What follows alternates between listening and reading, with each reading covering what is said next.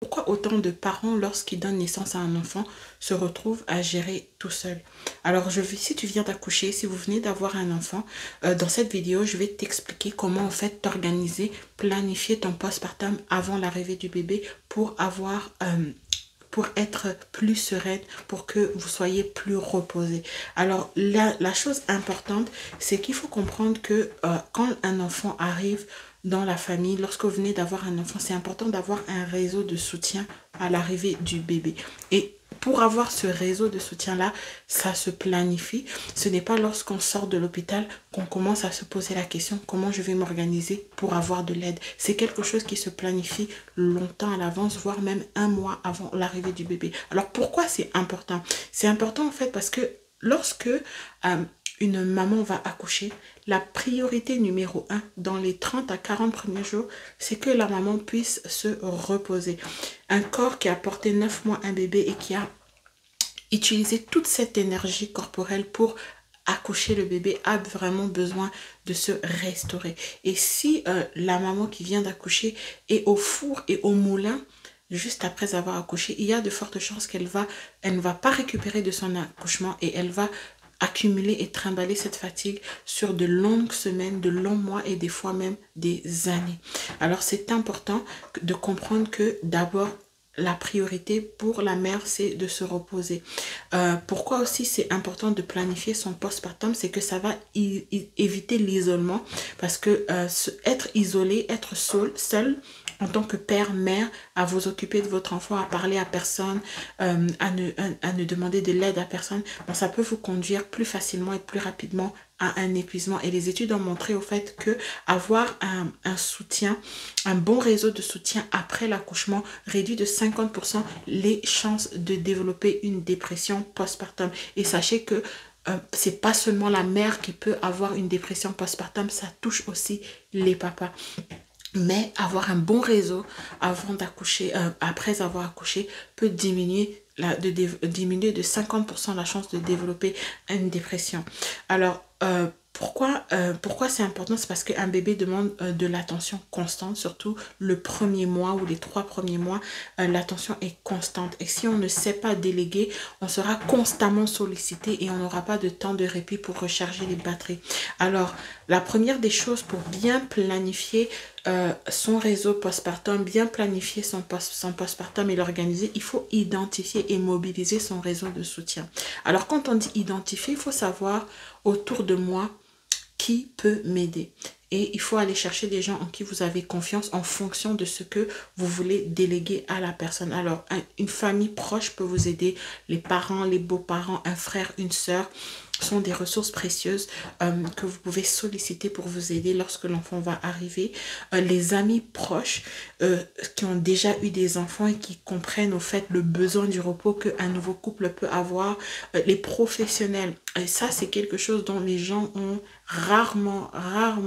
font rarement recours. D'autres ne savent même pas que ça existe. Mais les professionnels comme les doulas postnatales. Les doulas postnatales, c'est aussi sont des accompagnantes postnatales. Et d'ailleurs, moi, je suis formée pour le postnatal, l'accompagnement postnatal.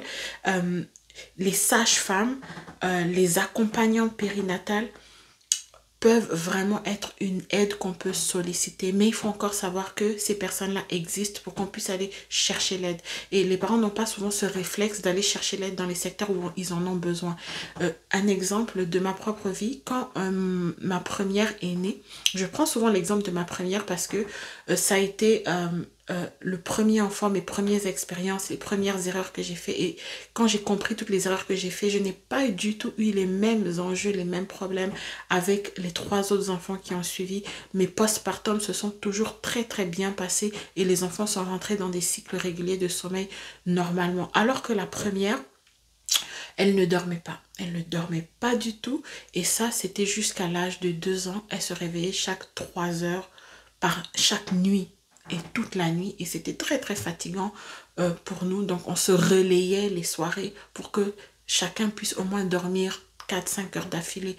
Voilà, on se relayait. Mais si j'avais eu la connaissance que j'ai maintenant, je serais allée chercher une spécialiste de sommeil de bébé qui va m'aider à ce que l'enfant puisse faire ses nuits. Donc, comme je n'étais pas et que dans l'optique de demander de l'aide, je me disais que non, je suis un nouveau parent, je suis supposée tout savoir, tout faire tout seul. Donc, ça ne m'effleurait pas l'esprit de demander de l'aide parce que je ne savais pas qu'en tant que parent, il fallait le faire. Je n'ai même pas cherché leur formation. Mais avec la mentalité que j'ai maintenant, si c'était à refaire, mais on aurait eu ce problème-là, on aurait cherché une spécialiste qui peut nous aider à normaliser les sommeils de l'enfant pour que nous, les parents, on puisse retrouver un rythme de sommeil normal. Donc, les professionnels, ce sont des personnes qui peuvent t'aider. Si tu as un problème et tu sens que tu as un problème autour de ta maternité, en tant que parent, papa, maman, cherchez de l'aide. Ça existe. Si vous cherchez, vous allez trouver l'aide dont vous avez besoin.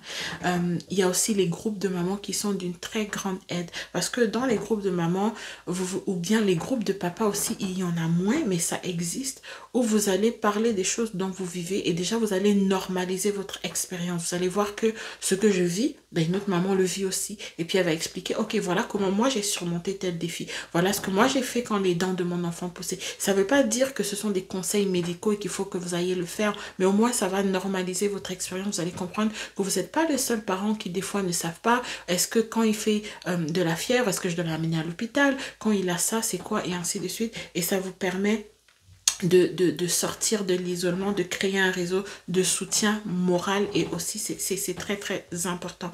Alors, là, pendant que vous regardez la vidéo, pendant que je parle, pensez à des noms et écrivez-les sur votre téléphone, écrivez-les sur une feuille si vous êtes enceinte ou si vous connaissez quelqu'un qui va être enceinte, partagez-lui cette vidéo. Vraiment, ce sont des conseils que j'aurais aimé avoir avant d'avoir accouché mon premier enfant. La deuxième chose qu'il faut faire pour bien planifier son postpartum, il faut définir les rôles que chacun peut jouer. Alors, dans le premier point, on a parlé de qui peut nous aider.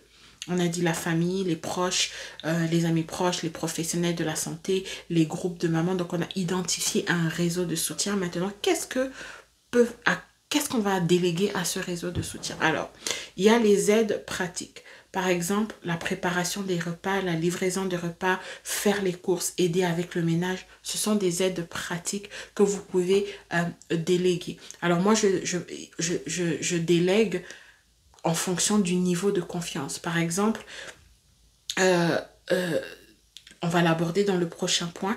Si vous pouvez déléguer prendre soin du bébé. Et ça, vous allez déléguer à une personne dont le niveau de confiance est élevé. Par exemple, vous voulez quelqu'un qui va vous aider à venir tenir le bébé pendant 4 heures, le temps peut-être parce que vous mangiez, que vous vous douchiez, que vous pouviez dormir 2-3 heures d'affilée sans être interrompu parce que le bébé s'est réveillé. Vous allez plutôt aller demander cette aide à quelqu'un à qui vous avez pleinement confiance. Parce que si vous prenez n'importe qui et quelqu'un qui vous n'avez pas confiance, pendant que vous êtes en train de vous reposer ou prendre votre douche, vous serez inquiète, anxieuse avec qui vous avez laissé le bébé. C'est pour ça que je dis, il faut déléguer à quelqu'un de confiance. Donc, le rôle que vous pouvez, qu'est-ce que la personne à qui vous pouvez déléguer peut faire? Il peut être une aide pratique, il peut préparer les repas, vous livrer les repas, faire vos courses, vous aider au ménage. Un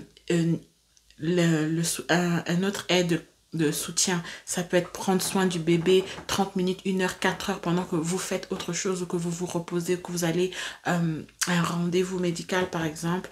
Un autre soutien, c'est le soutien émotionnel. Donc être une oreille, ça peut être par exemple une amie proche, un ami proche, c'est-à-dire il sera juste une oreille qui va faire une écoute active, sans jugement, et rappeler au papa, rappeler à la maman qu'il fait un bon travail, qu'il fait ce qu'il peut avec ce qu'il a. Et juste le fait de pouvoir parler, de se sentir écouté sans se sentir jugé, c'est très important pour la stabilité, pour l'équilibre émotionnel lorsqu'on vient d'avoir un nouveau bébé.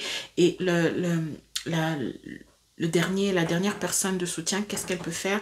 C'est soutenir le conjoint, car lui aussi il vit un grand changement et peut avoir aussi besoin d'un coup de main. Donc votre conjoint peut vous aider.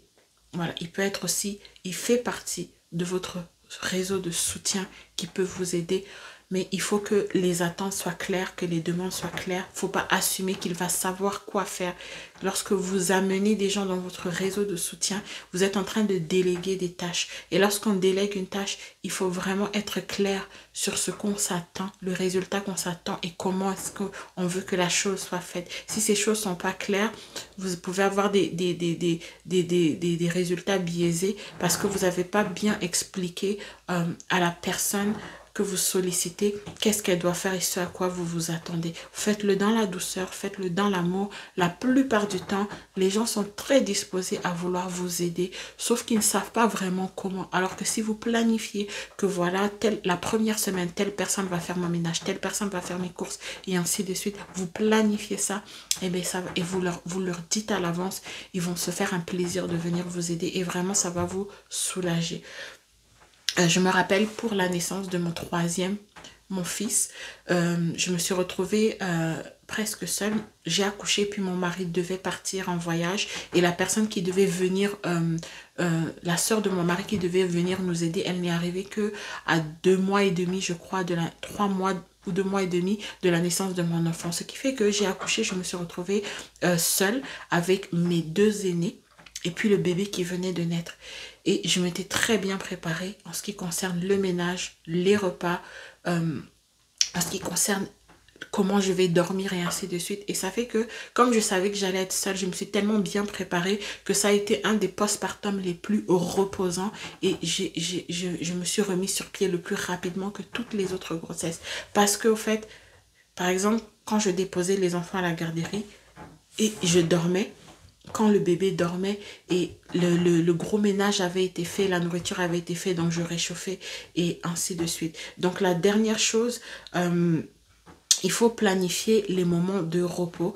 Donc les solutions pratiques, c'est de préparer, congeler des repas à l'avance. Vous pouvez organiser à chaque semaine qui va vous amener les repas que vous allez manger cette semaine-là pour la semaine qui va suivre. Et vous pouvez utiliser aussi des services de livraison de repas commandés pour des soirées où vous avez vraiment, si vous n'avez pas congelé, pour des soirées où vous voulez vraiment pas préparer, vous pouvez commander quelque chose à manger parce que comme je disais au début, le plus important c'est que la maman se repose, le papa se repose. Donc le premier mois, on ne doit pas être acculé à faire plein de choses. On doit se focaliser sur le bébé, sur la maman, sur le papa et jusqu'à ce que l'enfant grandisse un peu et qu'on peut recommencer à faire d'autres activités qui pompent notre énergie. Alors pour le repos, vous pouvez dormir lorsque bébé dort, faire des micro-siestes. Vous pouvez demander à votre conjoint, par exemple, vous pouvez tirer votre lait si vous allaitez et puis demander à votre conjoint, s'il n'est pas encore retourné au travail, une nuit de prendre le relais pour que vous puissiez récupérer votre sommeil. Lorsqu'on accouche, rien que dormir 4 heures, 5 heures de temps sans interruption, on se sent déjà beaucoup régénéré dans notre énergie. Donc, donner une nuit de biberon à votre conjoint pour donner à manger au bébé, ça peut vous aider. C'est aussi un bon réseau de soutien et vous pouvez planifier des moments où quelqu'un de confiance va venir s'occuper du bébé pendant que vous reposez. En résumé, pour créer un bon plan postpartum, ou bien se préparer au postpartum, éviter l'épuisement, vous allez identifier un réseau de soutien, vous allez répartir les rôles au mieux que vous pouvez et vous allez anticiper l'organisation des repas et des moments de repos. Ce n'est pas exhaustif, il y a plein d'autres choses que vous pouvez mettre en place pour organiser et planifier l'arrivée du bébé avant que le bébé vienne pour que vraiment vous privilégiez le repos et les moments en famille. Donc si vous avez aimé cette vidéo, que vous pensez que ça peut aider un parent, je vous invite à liker, à commenter et à partager et à nous dire qu'est-ce que vous allez mettre en place pour planifier votre postpartum. Alors je vous dis à la prochaine vidéo.